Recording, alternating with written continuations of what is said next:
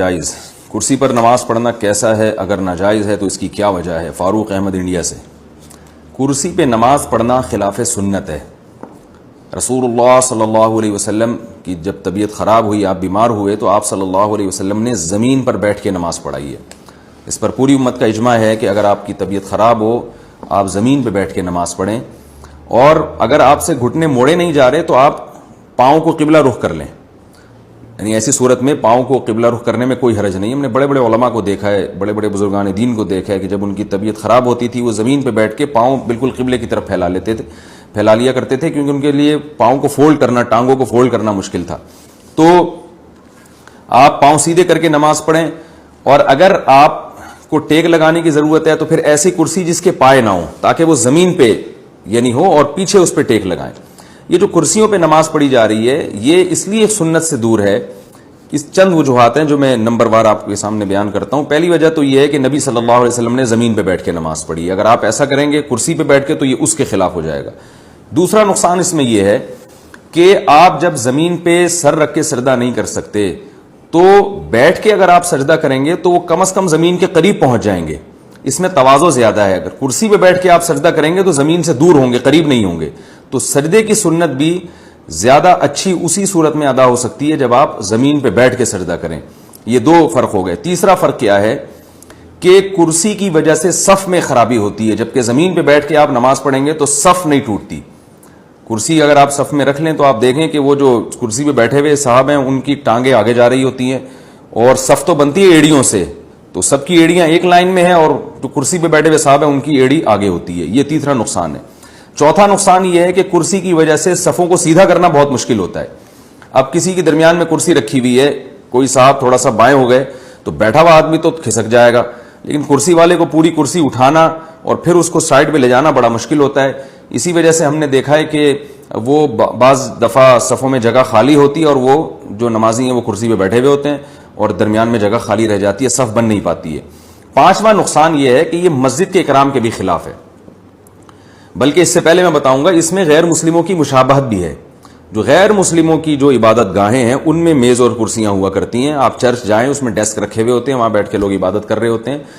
1000 साल से ज्यादा हो गया, 1400 साल हो गए, मुसलमानों की मस्जिदें हमेशा सादा होती है, उसमें फर्नीचर नहीं होता। तो अब मस्जिदों में भी फर्नीचर आना शुरू हो गया है, तो इसमें गैर मुस्लिमों की मुशाबहत भी है। और छठा फर्क ये है, छठा नुकसान कुर्सियों में ये है कि कुर्सियों पर बैठ के जो यानी इसमें मस्जिद की बेइकरामी है।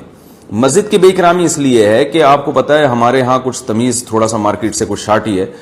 जब कुर्सी से लोग उठते हैं तो उसको सीधा करके एक जगह पे नहीं रखते, जहां पड़ी है वहीं की वहीं छोड़ के चले जाते हैं। 2-4 लोग होते हैं जिनको अब्बा दादा से कुछ बहुत ज़्यादा उन्होंने तमीज़ सीखी होती है, वो ज़रा सलीके से कोने में रख के चले जाएंगे, लेकिन अक्सर लोग कुर्सियों को ऐसे ही छोड़ के चले जाते हैं। और घुटनों की बीमारी बहुत तेजी से फैल रही है। हम तो बचपन में देखते थे, एक भी कुर्सी नजर नहीं आती थी मस्जिद में, फिर आहिस्ता आहिस्ता 1 आई, 2 आई, अब आधी सफ़ें कुर्सियों पे होती हैं। तो कुछ दिनों में यही होगा कि ये सारी कुर्सियां दाएं बाएं उल्टी सीधी रुकू सुजूद में पड़ी हुई होंगी, और मस्जिद की यकीनन बेकरामी है। मस्जिद में तो सलीका होना चाहिए। तो ये एक बहुत बड़ी वजह है। और 7वीं वजह यह है कि अगर ये कुर्सियों का रिवाज खत्म ना हुआ तो होगा ये कुछ दिनों में कि ये मस्जिदें आपको सराय और होटल नजर आना शुरू हो जाएंगी। ये दावा मैंने 5 साल पहले किया था, और अब इस दावे पर का मुशाहिदा भी होना शुरू हो गया है। मैंने 5-6 साल पहले ये बयान किया था कि आप देखिएगा कुछ वक्त के बाद ऐसा होगा कि कुर्सियां रखी हुई होंगी, लोग उन कुर्सियों पर बैठे हुए होंगे, और सामने मेज रखी हुई होगी और चाय और कहवे चल रहे होंगे। बिल्कुल वो माहौल होगा जो होटलों का माहौल होता है, क्योंकि जब कुर्सियां आ गई तो फिर जाहिर है फिर सेहतमंद लोग भी उन पर बैठेंगे। नमाज के बाद जो है ना गपशप लगाने के लिए सेहतमंद लोग भी उन कुर्सियों में बैठेंगे। फिर जब बैठेंगे तो वो गोल दायरा भी बनेगा, फिर जब बनेगा तो फिर मेज़ लाने में कितना टाइम है, फिर चाय और सुट्टे भी चलेंगे उसमें। तो अब मैं तो रमज़ान में देखता हूँ कि ये सब कुछ हो रहा है। कुर्सियों पे एतकाफ़ वाले बैठे हुए होते हैं और चाय भी चल रही होती है। बिल्कुल वो गपशप का माहौल होता है जो गली महल्ले में नहीं, कुर्सियाँ डाल के लोग बैठे हुए होते हैं। तो ये मस्जिद के इकराम के बिल्कुल खिलाफ है। इसको ख़त्म करने की कोशिश करनी चाहिए। सिर्फ एक सूरत में कुर्सी का इस्तेमाल जायज़ है कि ये तमाम यानी आपके लिए ज़मीन पे बैठना किसी सूरत में मुमकिन ही ना हो, और टांगे फैला के भी नहीं बैठना मुमकिन हो आपके लिए, और नीचे टेक लगा के बैठना भी आपके लिए मुमकिन ना हो। तो फिर बहालत मजबूरी کہ آپ کے لیے ایک چیز ناممکن ہے تو پھر آپ کرسی پہ بیٹھ سکتے ہیں, مجبوری ہے, لیکن اس میں بھی بہتر یہ ہے کہ فولڈنگ کرسی ہو, اپنے ساتھ لے کر آئیں, اپنے ساتھ لے کر جائیں. یہ ممکن نہیں ہے تو مسجد میں ایک خاص جگہ ہونی چاہیے جہاں ان کرسیوں کو رکھ دیا جائے.